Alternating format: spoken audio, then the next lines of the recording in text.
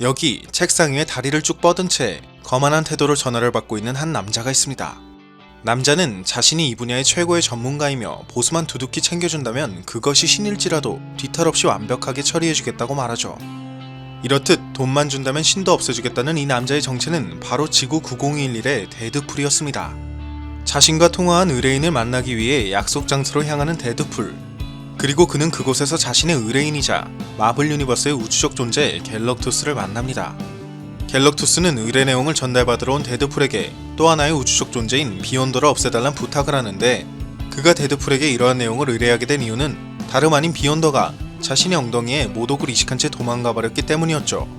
어쨌든 데드풀 입장에선 갤럭투스의 엉덩이에 모독이 박혀있다는 사실은 이미 아웃 오브 안중이었기 때문에 그는 오로지 자신이 받을 보수에만 온 신경이 쏠려 있었고, 고민 끝에 그는 갤럭투스에게 이번 일의 보수로 컨티뉴이티 큐브를 받기로 하고는 유일하게 비욘더를 없앨 수 있는 무기인 레콘 익스펀지 파이어라는 무기까지 건네봤습니다. 그리곤 그 길로 곧장 비욘더를 없애기 위해 매일같이 클럽에서 방탕한 생활을 보내고 있는 그에게 접근하는 데드풀. 하지만 그는 1985년 당시 최고의 인싸 스타일이었던 제리 커리어를 완벽하게 소화하는 비욘더의 모습에 눈길을 빼앗겨버렸고, 어느새 비욘더와 함께 파티피플로 거듭나버린 자신을 발견하게 되죠.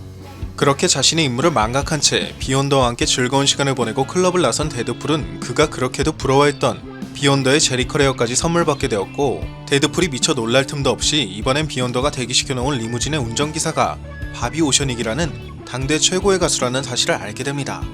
데드풀은 바비가 직접 운전해주는 리무진에서 그의 노래를 라이브로 들을 수 있다는 사실에 흥분을 감추지 못하며 점점 더 비욘더와 함께하는 유흥에 빠져들게 되죠. 하지만 그 순간 비욘더의 계략으로 신비오트에 감염되었던 스파이더맨이 대체 왜 신비오트가 떨어지질 않는 것이냐며 비욘더를 공격했고, 이에 가수 겸 운전기사인 줄로만 알았던 바비가 쏜 정체불명의 무기에 의해 스파이더맨은 신비오트와 분리된 채 지상으로 추락하게 되는데, 이때 바비가 읊조린 대사는 실제 빌리 오션이란 가수의 노래 가사를 거꾸로 패러디한 대사이기도 했습니다. 아무튼 그렇게 스파이더맨에게서 분리된 신비오트는 데드풀에게 달라붙게 되었고, 데드풀은 마침내 베놈풀로 재탄생합니다. 그것도 그가 그토록 소중하게 여기는 제리 커리어와 함께 말이죠.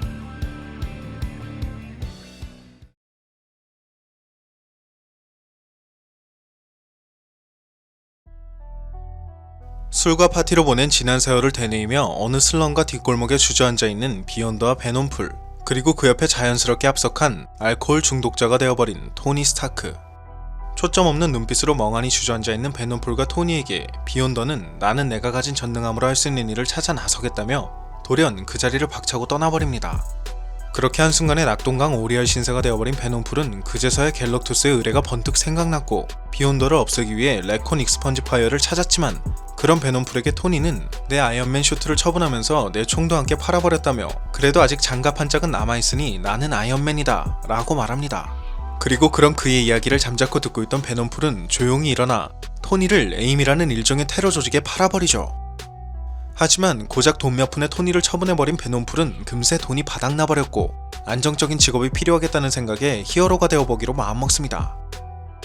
그러나 판타스틱 포와 어벤져스 등 여러 히어로 팀의 면접을 본 베놈풀은 80년대에나 유행하던 제리컬 스타일의 파마머리 히어로는 필요 없다며 가는 곳마다 퇴짜를 맞기 일쑤였고, 결국 그는 신비오트의 약점을 이용해 제리컬 헤어를 떼어내버리죠.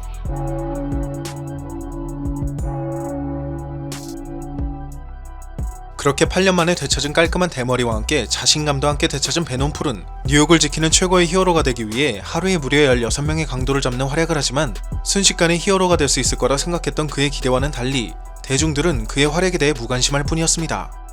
난생 처음으로 사회에 쓴맛을 본 베놈풀이 기가 죽어있는 사이 지나가던 경찰은 그에게 비욘더가 주최하는 시크릿 워즈에 참여해보지 않겠냐는 제안을 합니다. 시크릿 워즈는 비욘더가 만든 가상의 공간에서 모든 히어로와 빌런이 전투를 벌이는 일종의 콜로세움과 같은 곳으로, 이곳에 참여한 모든 히어로와 빌런은 대중적으로 자신을 홍보할 수 있었기 때문에 단기간에 유명 히어로가 되고 싶었던 베놈풀에게는 둘도 없는 기회였죠.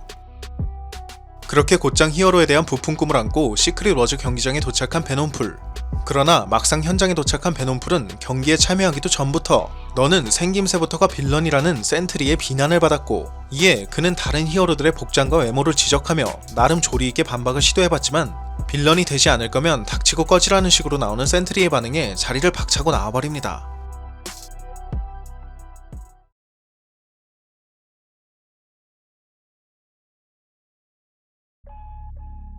히어로가 되길 포기한 베놈풀은 공장에서 일한 돈을 모아 토니가 팔아버렸던 레콘 익스펀지파이어를 되찾는 데 성공했지만 우주적 존재인 비욘더를 없앨 수 있는 기회는 좀처럼 쉽게 찾아오지 않았습니다.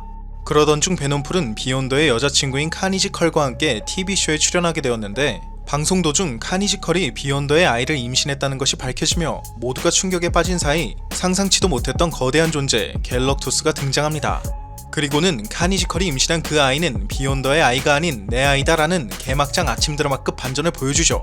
이에 비욘더는 갤럭투스에게 이 가정 파탄자 같은 자식이라는 외침과 함께 주먹다짐을 하기에 이르고 머리끝까지 화가 난 두 우주적 존재의 다툼으로 인해 지구는 그야말로 순삭의 위기를 맞게 되었으나 옆에서 기회를 노리고 있던 베놈풀이 레콘 익스펀지파이어를 발사한 덕분에 갤럭투스와 비욘더는 모두 한 줌의 재로 사라지며 지구를 구한 베놈풀은 그토록 바라던 히어로가 될 수 있었습니다. 꿈에 그리던 히어로가 된 그는 무척 기뻤지만 한편으론 여전히 무언가가 부족하다는 생각을 하게 되었는데 어느 날 그는 시사회에서 자신의 인터뷰를 진행하던 도중 토르가 등장하자 기자들이 모두 그에게 몰려가는 것을 보고는 존경받는 히어로가 나만 있는 것이 아니었기 때문에 내가 이런 감정을 느끼고 있었다는 것을 깨닫고 자신을 제외한 모든 히어로들을 없애버리기로 결심합니다. 그리고는 화장실에서 무방비 상태였던 토르의 멸리를 빼앗고 캡틴에게는 그의 방패를 빼앗기도 하는 등 여성을 제외한 모든 히어로들을 없애버리죠.